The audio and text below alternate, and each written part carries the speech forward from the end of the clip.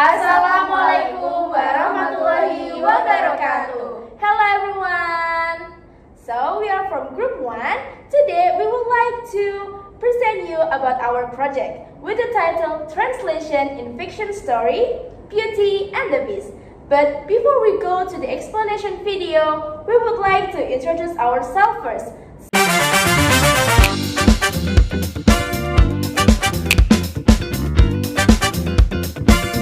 Okay, let's move to the explanation. Okay, now we will move in introduction. We'll talk about translating the classic fairy tale Beauty and the Beast by Jane Mary Leprince D.B. Amount, 1756. While most of us know this story from movies or modern retellings, the original version is pretty different. It's written in an old, formal style with long sentences, detailed description, and words we don't really use anymore. This makes the translation process pretty interesting to look at, especially how the translator tries to keep that classic vibe alive. Translating Beauty and the Beast isn't easy. The long sentences, old-fashioned vocabulary, and the whole 18th century fairy tale fit create some real challenges. You can translate it too freely or you'll lose the classic atmosphere, but if you're too literal, it ends up sounding weird and stiff. From what we can see, the translator seems to use better Newmark's semantic translation method, basically trying to keep the original meaning, emotion, style, while still making it sound natural in the target language. This fits with what Monday says about translating literature. You need a strategy that preserves the aesthetics, mood, and style of the original.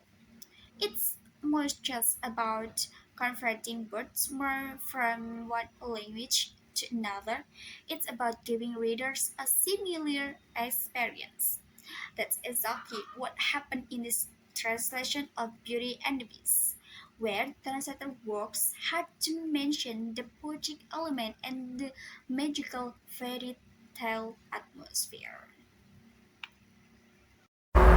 Okay, the next slide is translation method. For this story, the method chosen is semantic translation as proposed by Newmark in 1988. This method focuses on transferring the contextual meaning, the emotional nuances, and also the narrative style of the search text into the target language as faithfully as possible, while still sounding natural. Semantic translation is appropriate for Beauty and the Beast because the story uses formal, descriptive, and slightly archaic language, which is typical of classic fairy tales. So, they preserve the atmosphere and literally beauty of the story. A semantic approach is the most suitable. Jadi pada bagian ini saya akan menjelaskan metode penerjemahan yang saya gunakan dalam menganalisis cerita Beauty and the Beast. Metode yang dipilih yaitu adalah semantic translation berdasarkan teori dari Newmark tahun 1988. Metode ini berfokus pada pemindahan makna kontekstual, nuansa emosional, dan gaya bahasa dari teks sumber ke bahasa sasaran secara setia, namun tetap dibuat natural dalam bahasa Indonesia. Pendekatan ini tuh cocok untuk Beauty and the Beast karena cerita ini masih memiliki bahasa yang cukup formal, deskriptif, dan bernuansa klasik. Jadi dengan semantic translation ini, suasana dongengnya itu akan tetap terjaga. The next is reasons for using semantic translation. Here are the main reasons why semantic translation was chosen. The first, it helps maintain the classic style and atmosphere. Fairy tales like Beauty and the Beast rely on descriptive and poetic language, and a semantic method preserves that tone. The second is it maintains the contextual meaning. Many lines in the story contain emotional, implicit, or idiomatic meanings. semantic translation ensures that the meaning is transferred accurately without oversimplifying it. The third, this method is ideal for literary texts. According to Monday 2016, literary works require a method that keeps the style, mood, and aesthetic qualities of the source text. And finally, semantic translation is not too vague. If the translation becomes too communicative or too modern, some of the story's symbolism, like the theme of inner beauty, may be lost. With a semantic approach, these values remain intact. Jadi ada beberapa alasan mengapa metode ini itu digunakan. Yang pertama, semantic translation membantu mempertahankan gaya klasik dari cerita dongeng yang puitis dan gaya deskripsi. Ini tuh penting agar nuansa yang asli itu tidak hilang. Yang kedua, metode ini menjaga makna kontekstual. Banyak bagian dalam cerita mengandung makna emosional dan implisit sehingga terjemahan harus berhati-hati agar maknanya itu tidak akan berubah. Yang ketiga, metode ini sesuai dengan karakteristik teks sastra yang menurut Munde 2016 memerlukan pendekatan yang dapat menjaga estetika dan gaya penulis. Keempat, metode ini tidak terlalu bebas. Jadi jika terjemahannya terlalu komunikatif, beberapa simbolisme dalam cerita seperti pesan tentang inner beauty itu bisa hilang. Jadi dengan semantic translation, elemen-elemen tersebut tetap terpelihara. The next slide is example of semantic translation analysis. I provide an example of how semantic translation is applied. Here is the first excerpt from the story. The source text says they went out every day to parties, balls, plays, and concerts. And the target text is translated as setiap hari mereka pergi menghadiri pesta, dansa, pertunjukan, dan konser. In this analysis, the first is the contextual meaning is maintained. They often attended social activities. The second is the list of events is translated faithfully without changing the meaning. The third is the phrase kegiatan lainnya is added to keep the sentence complete but it still stays semantically faithful. And the last, the diction such as pesta, dansa, and pertunjukan helps keep the formal and classical tone of the original story. Selanjutnya, saya akan memberikan contoh penerapan metode semantik. Teks sumbernya itu adalah they went out every day to parties, balls, plays, and concerts. Dalam terjemahan ini, yang pertama, makna kontekstual tetap dipertahankan, yaitu mereka sering menghadiri kegiatan sosial. Yang kedua, daftar kegiatan diterjemahkan secara setia tanpa mengubah makna. Yang ketiga, diksi seperti pesta, dansa, dan pertunjukan dipilih untuk menjaga nuansa klasik cerita. Yang keempat, yaitu struktur kalimat dibuat natural tanpa meninggalkan kesetiaan pada teks sumber. For the second example, the source text states, was married to beauty and they all lived happily ever after. This is translated as menikahi beauty dan mereka pun hidup berbahagia selamanya. In this case, the first, the name beauty is kept in English. This is a form of foreignization to preserve the character's identity. The second is the sentence structure is refined to sound more natural in Indonesia. The third is the fairy tale expression happily ever after is translated semantically into hidup berbahagia selamanya, not into a modern or altered version. The last, this keeps the emotional meaning and the classic fairy tale style intact. Untuk contoh yang kedua, teks sumbernya adalah was married to beauty and they all lived happily ever after. Teks sasarannya menjadi menikahi beauty dan mereka pun hidup berbahagia selamanya. Analisisnya itu seperti berikut. Yang pertama, nama Beauty tetap dipertahankan untuk menjaga identitas karakter ini, termasuk correctization. Yang kedua, struktur kalimat diperhalus agar terdengar alami dalam bahasa Indonesia. Yang ketiga, ungkapan happily ever after diterjemahkan semantik menjadi hidup berbahagia selamanya yang tetap mempertahankan nuansa dongeng. Yang terakhir, terjemahan ini menyampaikan makna emosional dan gaya naratif khas fairy tale. And there is the explanation of the translation method and examples using semantic translation. Okay, hello everyone. So here we're moving to the technique of translation in fiction story. So the fiction story that we choose, titled Beauty and the Beast, it has its own techniques to translate.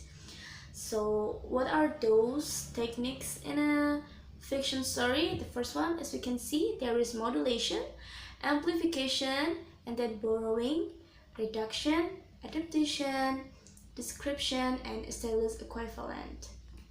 Okay, so let's start from the first one. Okay, as you guys can see in this story, it has idiom and figurative expression, and we choose three sentence. The first one, there is give themselves quality airs. So the modulation applied as the translation techniques because modulation is where we change the perspective of point of view. So modulation is technique where we change the perspective point of view of our cognitive category, so becomes more natural to the target language. Okay, how to apply this technique? The first one, we can identify the expression, and then re-express it using natural wording and target language. Okay, how to apply it? Okay, in the sentence, give themselves quality airs, it translated into bersikap sok berkelas. Okay, why? We change the perspective and explain the behavior. Jadi cara kerja modulation itu kita ubah cara pandang atau bentuk ekspresi supaya kalimatnya tuh lebih cocok dengan bahasa Indonesia. Seperti yang ada di sini, give themselves quality airs. Airs yang ada di sini, it doesn't mean airs like udara, but it means quality airs ini adalah behavior. Ya, airs idiom for snobby behavior, description clarifies like that. Okay, next. The next sentence, we have a sudden turn of fortune, dimana it is translated into perubahan nasib yang tiba-tiba. Why we choose literal translation? But before that, I would like to explain why. So, it used to translating word for word as long as the structure of metaphor remains natural in a target language. Gitu. Jadi kalau metafora atau strukturnya sudah umum di bahasa Indonesia, we don't have to translate it into another idiom or another meaning of it. Jadi directly. Dan di sini sudden turn of fortune bisa kita langsung terjemahkan secara langsung menjadi perubahan nasib yang tiba-tiba. Karena metafornya match naturally in Indonesia. Okay, the next one, there is devoured by the wolves. We use a literal translation technique also because devoured it means like beaten or eaten by the wolves atau dimakan serigala. Kenapa menggunakan literal? Karena artinya sudah langsung gitu. Okay, so yeah, idioms and figurative expression are handled using modulation, description, and literal translation. So modulation reshapes the idiomatic meaning, description clarifies expression without direct equivalent, and literal translation is applied when the figurative sense remains natural in the target language. Okay, next here we have culture specific items, which we choose three of it. The first one, there is harpsichord. What is the meaning of harpsichord? Well, harpsichord we translate it into alat musik kuno, mirip dengan piano. So we use amplification karena we try to describe or explain the object is strange. So we add a little bit of background that is to make the context clear and doesn't make a misconception. So harpsichord di sini kita artikan sebagai alat musik kuno mirip piano yang asalnya dari Perancis. Kemudian yang kedua ada Arbor of Roses. We try to translate it into gerbang atau pergola mawar, dimana kita menggunakan teknik description. Kita menjelaskan benda atau konsepnya yang tidak ada padanannya di budaya Indonesia. Jadi di sini kami menjelaskan itu sebagai gerbang atau pergola mawar, supaya pembaca bisa membayangkan our imagery how it looks like gitu. And the next we have palace etiquette. Okay, nah palace etiquette means tata cara istana. We use adaptation technique, which adaptation technique replace a cultural reference with something more familiar in the target culture while keeping the original intention. Oke, jadi adaptation itu kita pakai di sini untuk menyesuaikan budaya. Palace etiquette atau tata cara istana. Kami pilih istilah ini karena paling dekat dan paling mudah dipahami pembaca Indonesia tanpa mengubah fungsi maknanya. Jadi we adapt cultural concept here. Palace etiquette means tata cara istana. Jadi culture specific item require amplification, description, and adaptation ya di sini. Application add brief context, description explain unfamiliar object, and adaptation adjust cultural reference so they are understandable for target readers. Like that. And then the next one, there is a complex syntax requiring techniques, which here we have when he came to where the ship was docked. Oh, such a problem there were. And then we translated into ketika ia tiba di tempat kapal itu bersandar, ternyata ada banyak sekali masalah. The technique that we use transposition and reduction. Transposition because it's changing the grammatical structure without changing the meaning. Okay, so when he came to where the ship was docked, yaitu ketika ia tiba-tiba di tempat kapal itu bersandar. Jadi kita pindahkan susunan gramatikalnya dan menghapus bagian yang bertele-tele agar hasilnya ringkas tapi tetap bermakna gitu.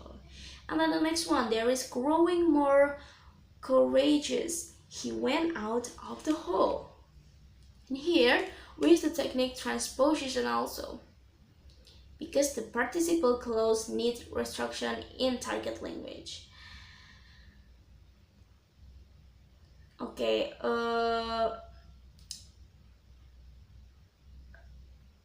karena di sini participle clause-nya tidak ada dalam bahasa Indonesia, jadi kami harus mengubah strukturnya. Gitu. So growing more courageous, semakin berani ia keluar dari aula. Growing more, tumbuh, kalau di Indonesia kan kayak tumbuh lebih courageous atau berani. So he went all out the hall. Gitu. Jadi hanya mengubah strukturnya saja, tapi tidak mengubah artinya. Begitu. So that's all about the technique in translating fiction story, Beauty and the Beast. Next, we can move to the challenge and solution. Challenge and solution. The section outlined various challenges encountered in the process of translation the story Beauty and the Beast. As well, the solution applied to product translation that is core, natural, and self-perceived.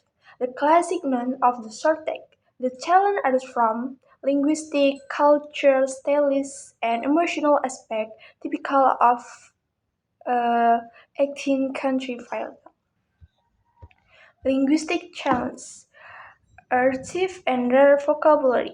The original text contained archaic vocabulary such as behold, chamber, merchants, curly, which are not longer used in modern conversation. Example is the merchant applied himself to farming. Sang saudagar mulai bekerja sebagai petani. Solution. Lab achieve war with modern equipment that still maintain a classic tune. For example, merchants is translated of saudagar, not pedagang, to preserve the traditional tune.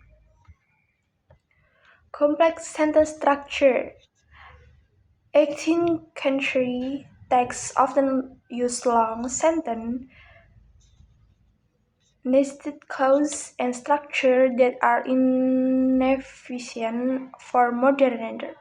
Example is when he came to where the ship was docked of such problem, there were others who properly owned the ship and the merchant on board. Ketika ia tiba di tempat kapal itu bersandar, muncul banyak sekali masalah mengenai siapa pemilik sah kapal barang di dalamnya.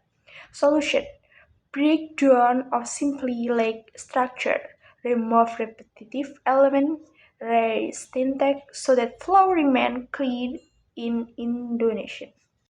Challenge and solution. Culture challenge. European culture item. Many urban culture elements have to direct equivalent in Indonesian culture, such as harpsichord for poster bed or noble party etiquette. Example. She played the harpsichord. Ia memainkan harpsichord, sebuah alat musik kuno mirip piano. Solution. Use amplification and description technique to provide culture context so reader can understand the meaning without losing the original nuance. Classic place setting. Elements such as grand furniture, ballroom, and Renaissance style room are not familiar to Indonesian readers. Example. The past struck several grand rooms with magnificent furniture. Ia melewati beberapa ruangan besar dengan perabotan megah, khas istana Eropa. Solution. Add culture pairs like khas istana Eropa to emphasizing the culture setting. Stylish challenge. Maintain a volatile atmosphere. Volatile language must remain poetic, gentle, and imaginative. If translated to literally, the magical effect is saber. Example. Immediately he heard a cry like thunder. Sekejap kemudian, ia mendengar gemuruh keras seperti suara guntur. Solution: use more body distraction such as sekejap, gemuruh, menyala hangat to preserve the magical atmosphere. Emotional tone. The story contains emotional intensity between Beauty and the Beast. Emotional equivalent must appropriate neither overly dramatic nor flat. Example: my hair is good, but still I am monster.